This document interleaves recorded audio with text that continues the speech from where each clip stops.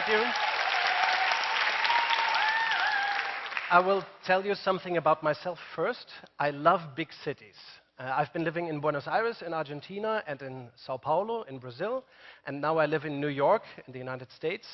And this is my very first day in Korea, my very first day in Seoul, and I must say I feel quite at home already. This is a great city. What I want to talk to you about today is I want to speak to you about a technology that everybody who works knows. Everybody knows it, many people apply it. It has shaped our societies and the way we work everywhere in the world. And that technology is called management. But first, I want to show you another technology. Anybody here knows what this technology is called? I still cannot say it adequately in Korean, sorry. It's a typewriter, right? It's a typewriter. When I was 16 years old, I had a seminar to learn writing on a typewriter. And it was a very important technology everywhere in the world. Everybody who wrote texts used typewriters for a very long time, for many, many decades. Now, anybody here used a typewriter over the last 5 or 10 years? No, nobody. Why? The big question is why?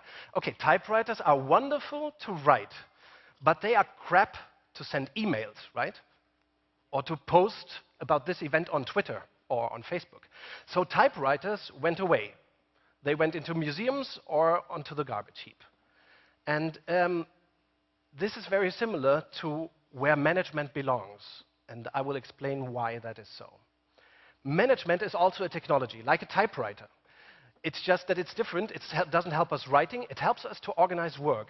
And this is the world that it was invented for. Imagine the time 100 years ago when the very first mass-produced cars were produced in the United States, like here at the Ford Motor Company in the United States. Every car that came out of the factory was the same. They looked like they were just the same. And for that time, for the newly grown mass markets 100 years ago, and for those societies where very few people had adequate education, management was invented for that kind of work, to make it happen efficiently. And this is the inventor of management. Few people know his name. Few people really celebrate him every year. He changed our societies by inventing the way we work, still today. His name is Frederick Taylor, and he was the most important inventor of this technology that is called management. Frederick Taylor had this great idea. He said, okay, we mass produce everything. Everything is produced in large quantities. Most of the people cannot read or write. They are uneducated. So how should we organize work? And he had this great idea to separate the thinking from the doing, to take the thinking out of the doing. That's why he helped create organizations where few people have to use their brains and most people just had to use their hands. Now, the irony is that was an it was a wonderful idea for the industrial age, 100 years ago. But the irony is that we still apply the same technology today in our organizations. You can go to any large company, anywhere in the world, and they still have this thinking. Thinkers at the top, doers at the bottom, and then we have command and control management. Everywhere in the world, this is applied, and you see it in the org charts and the methodologies. Few people think and speak. Most people just obey. It's command and control. And this worked very well. It was very fitting for societies 100 years ago, 70 years ago, 50 years ago. But our society has moved on. Work and business and companies haven't. So we are still stuck in something like Soviet Union governance inside organizations. Countries like Germany, where I come from, or the United States, or Korea have moved to democratic governance. Organizations haven't. Organizations, businesses, large companies they still think that people who think and govern are at the top, non-thinkers, stupid workers are at the bottom. And it's not cool. It's not sexy at all. It's like we live in democratic societies, we work in Soviet Union autocracies. It's not really cool. So one might say, the markets have changed, people have changed, we are all very much more educated in our societies. than 100 years ago. Markets have changed. We don't do much mass production today. We have more individualized production and services, customized markets, very competitive markets, but we still govern our organizations, we still lead them in the way that we did in the industrial age. And only some companies have really discovered a different way to lead themselves, to govern themselves. And this is an amazing example. In the movement that I have been part of for 10 years, we found amazing companies. And this is one example. This is a bank from Sweden, from Scandinavia in Europe. It's called Handelsbanken. They have 10,000 employees and no management at all. They simply don't have plans. They don't have targets about growth or how much you have to sell. They don't have bonus systems. They don't have an org chart, like this pyramid structure that tells everybody who's about to think and who is about to obey. They don't have that. They don't have a strategic plan. They don't even have a marketing department. And they have been, for 37 years, Europe's most successful bank. For about 4 decades, this has been the most successful bank in Europe. And they don't do management. And there are some companies that have done this kind of thing. They don't believe in the industrial age notion of command and control, of dividing thinkers from doers. And the interesting thing is that work in this kind of organization is much smarter, much more interesting, and leads to much more learning also. So when Frederick Taylor invented management, he thought organizations should be managed like machines. Like, take a machine apart, optimize the parts, everything will be wonderful. An organization, a business, should work like a well-oiled machine. That was the thinking 100 years ago. A couple of decades ago, we went further. We learned a lot in sciences. And one of the sciences today, they tell us, well, social systems like a university, a hospital, a company, a government, they are not machines at all. They are not pyramids that can be managed from the top down by command and control. They are actually less like pyramids. They are more like peaches. And being a peach organization means you are not governed from the top down, but from the outside in. So the markets ultimately should lead the business. And if you think that through, this thinking from the complexity sciences, from systems theory, then you find out that organizations shouldn't be pyramids at all. You shouldn't divide thinkers from doers. Everyone in a great company should actually think and do both things. We can do that because it's not the industrial age anymore. So organizations should be organized in small teams. They could be much more entrepreneurial, much more learning, much less hierarchical and bureaucratic.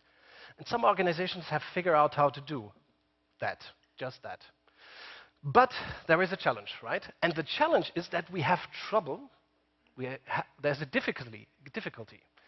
The big difficulty is to believe that people can do that they can be successful, that they can work in environments, in companies that are not at all command and control. We have to start believing that. The situation today is that organizations treat their people mostly like donkeys. You know the image, right? If you think that people are donkeys, how do you make a donkey run? You put a carrot in front of him, and you have a stick behind, right? This is how most companies work today. They believe that I have to define targets and punishments and controls, so I have to give people carrots and a stick to punish them if they don't run. I treat people just like donkeys, right?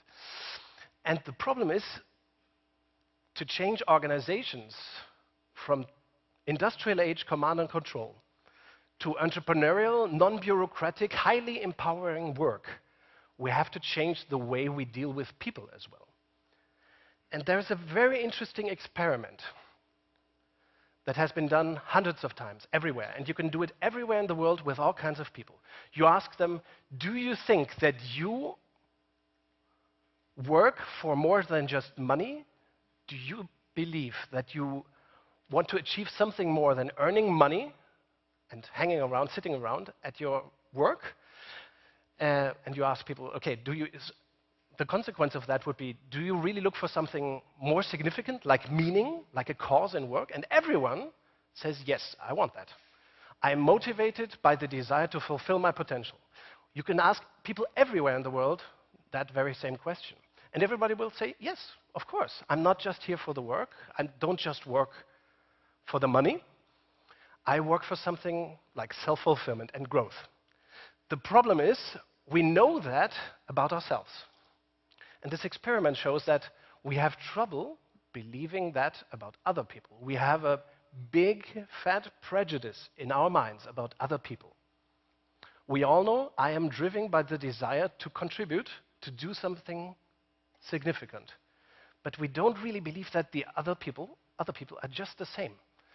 And as everybody has this kind of trouble in our belief systems, in our heads, other people are like lazy, stupid, they have to be governed, they have to be forced to work like donkeys. That's why we still haven't managed to get rid of this old industrial age way of organizing work. We are stuck in management mode. We could do something very different. And I want to give you an example of that as well.